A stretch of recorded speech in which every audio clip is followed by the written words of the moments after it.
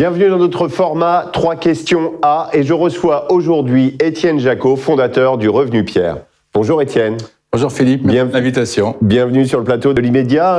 Première question Étienne, est-ce que vous pouvez nous présenter le Revenu Pierre, son activité et les chiffres principaux à connaître? Bien volontiers. Revenu Pierre, c'est un acteur familial, 100% indépendant, 15 ans d'âge, qui depuis une quinzaine d'années retraite le marché secondaire des résidences gérées. C'est-à-dire globalement les premières reventes des investisseurs qui ont acheté il y a 6 mois, il y a 6 ans, il y a 15 ans, et qui pour des raisons X, Y, Z ont besoin d'arbitrer leur lot. Statistiquement, l'investisseur LMNP garde ses lots 14 ans en moyenne sur nos statistiques à nous. On traite entre 700 et 800 lots à l'année, à peu près 80 millions d'actes, une vingtaine de collaborateurs, uniquement un modèle B2B, proche des CGP, des collaborateurs répartis en régions, assez expérimenté. Merci Étienne pour cette précision. Et est-ce que vous pouvez nous raconter l'histoire du Revenu Pierre, parce que vous êtes l'un des précurseurs en la matière. Racontez-nous votre histoire et l'histoire de la société. C'est vrai qu'on a commencé en 2007, presque par hasard, sur la base d'une histoire d'investissement familial. C'est une société Monsieur Madame qui a créé cette société pour répondre à un besoin de mon environnement professionnel. À la base, moi je suis un DAF pour le compte de fonds d'investissement,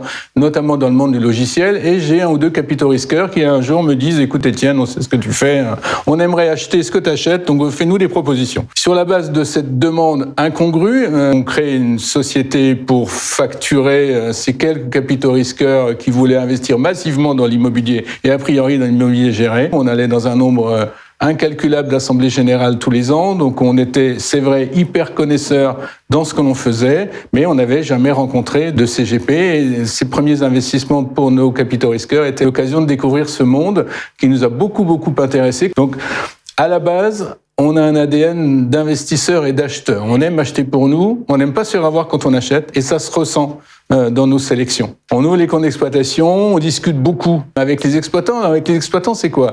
On discute avec le directeur de la résidence qui vous explique comment il remplit, quelle est sa cible de clientèle, quelles sont ses difficultés, etc. Donc vous connaissez sa zone d'achalandise, c'est le premier vrai sujet. En allant aux AG, vous anticipez les sujets futurs, les plans de travaux, les difficultés, ça marche pas, le fonds de commerce il a du sens, il a moins de sens. Donc ça, vous avez compris où vous mettez les pieds. Et puis évidemment, à la base, si vous êtes un DAF de métier, vous aimez les chiffres, donc vous aimez comprendre, vous aimez aussi discuter un petit peu plus haut avec les exploitants pour comprendre leur stratégie. Si vous le faites régulièrement, vous évitez les histoires et vous évitez les ennuis, vous anticipez les bons sujets. C'est important, en effet.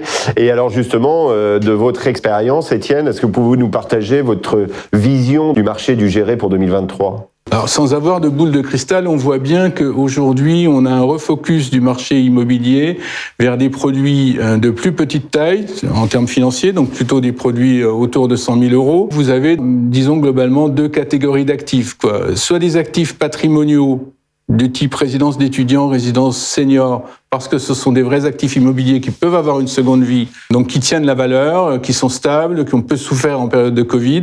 Donc ça, c'est le gros de notre activité. Étudiants plus seniors, ça va représenter 70% de l'activité. Et puis, si vous voulez des produits moins immobiliers, vous pourrez continuer à faire un petit peu d'EHPAD. Vous aurez du rendement un peu supérieur sur une classe d'actifs qui est un produit dédié. Donc la seconde vie immobilière d'un EHPAD, c'est pas du tout un immobilier classique. Donc plus de rendement et vous allez sélectionner des EHPAD récentes, qui ont 10 ans, globalement, des sorties de Censi Bouvard. C'est celle-là qu'on va chercher, dans lesquelles vous aurez un exploitant qui gagne sa vie, qui va remettre en place un nouveau bail, qui va exécuter un plan de travaux. Donc vous allez remettre vos clients investisseurs dans une logique de sérénité, sécurité pendant une dizaine d'années. Et vous allez éviter les EHPAD qui ont 30 ans d'âge, qui ont 50 lits, évidemment tout ce qu'on évite depuis un certain nombre d'années.